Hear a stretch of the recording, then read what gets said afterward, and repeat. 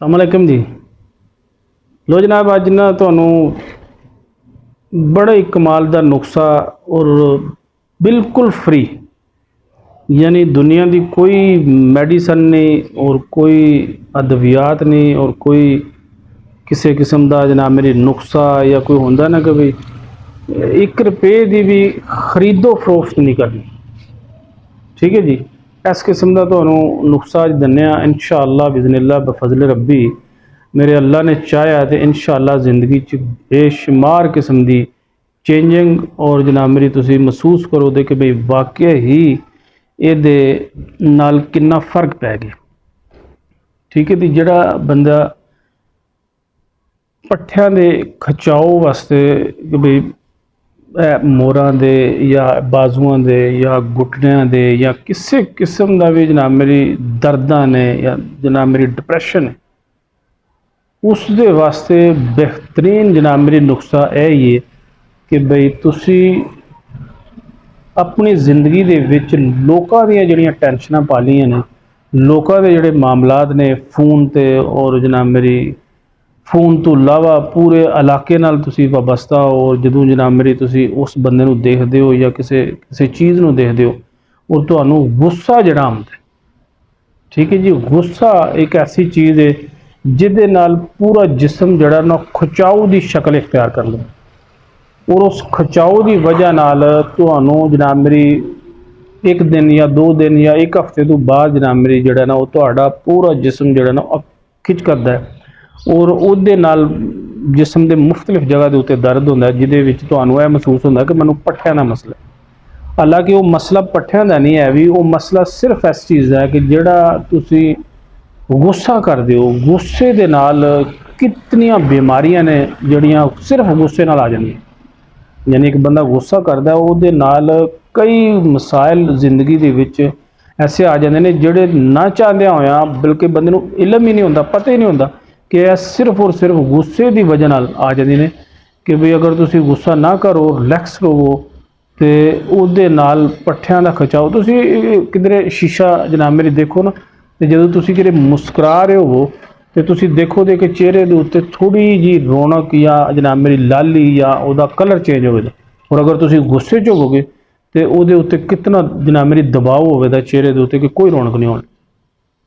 गुस्से नाल तुसी किसी को बुलाओगे तो वह कोशिश करेगा ना आवन दी, और अगर प्यार नाल तुसी बुलाओगे तो वह फौरी तौर पर आ जाएगा। यानी यानी यही चीज़ां ने कि जिस्म के हर हिस्से नूं जिहड़ा ना उस सुकून वास्ते सब तो बेहतरीन है कि गुस्सा ना करना।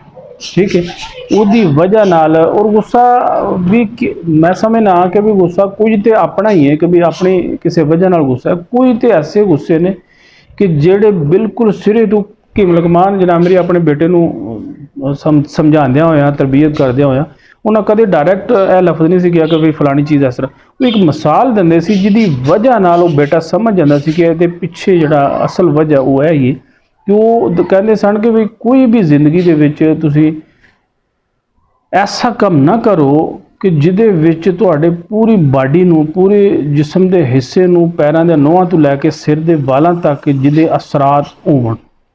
तो कि वो तुहाडी सोच है कि भी तुहाडी सोच जिहड़ी है वो इन्ने सुकून वाली और बिल्कुल इत्मीनान वाली होनी चाहिए जिहदी वजह नाल तुसी बिल्कुल जिंदगी दे विच खुशो खुरम रहने की कोशिश करो। बल्कि एक चार्ट एक घर दे विच बैनर लाओ जनाब मेरी जिहड़ा कि कोई देखो जदों तुसी हर जिंदगी के शोबे दे विच स्टार्टिंग लैंदे हो तो तुहानूं लाजमी शेड्यूल का उस कंपनी का उस इलाके के रूल रेगूलेशन उस मुल्क के उस किसी भी जगह के उत्ते जाते हो तो वो कानून कायदे तुहानूं लाजमी पता होने चाहिए। इस तरह तुसी जिंदगी के अपने घर दे विच कदे भी तुसी कोई चीज़ नहीं कदे लाई है, बल्कि मैं समझना ये तो इलावा भी तुसी तुहाडे घर दे कोई कानून और जवाबत जिहड़े ने वो कतई तौर पर तुसी अपने घर की किसी दीवार से नहीं चिपकाए हैं। उसकी वजह यही है, वही गलतियां ने कि वो हर बंदे को फिर दसना पैंदा। अगर लिखिया हो कई दफ्तर तुम जाते हो फलानी जगह मोबाइल नहीं यूज़ करना, फलानी जगह के उत्ते तुसी जनाब मेरी है फलानी चीज़ यूज़ नहीं कर सकते, उसकी यही है कि भाई उन्होंने तुहानूं कह दिता है तुसी घर दे विच लिख के लाओ कि गुस्सा।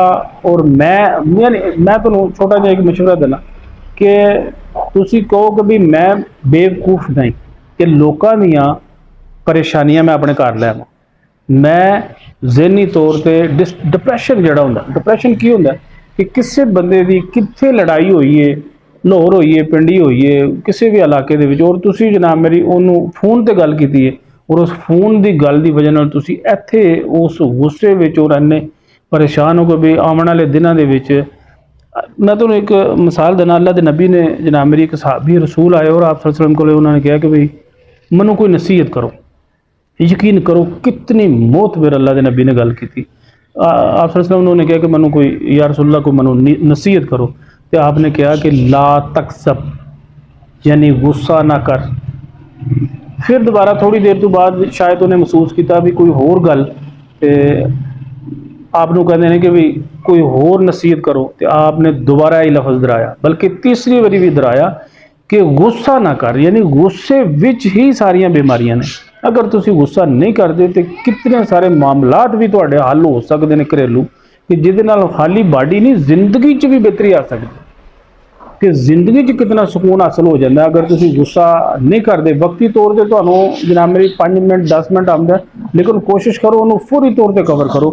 मिसाल के तौर पर एक चीज़ तुसी फड़ दो किलो, यह हाथ दे नाल तुसी पकड़ लो, कितनी देर पकड़ लो, 10 मिनट, आधा घंटा, घंटा, उस बाद तुहाडा बाजू है थक जाएगा।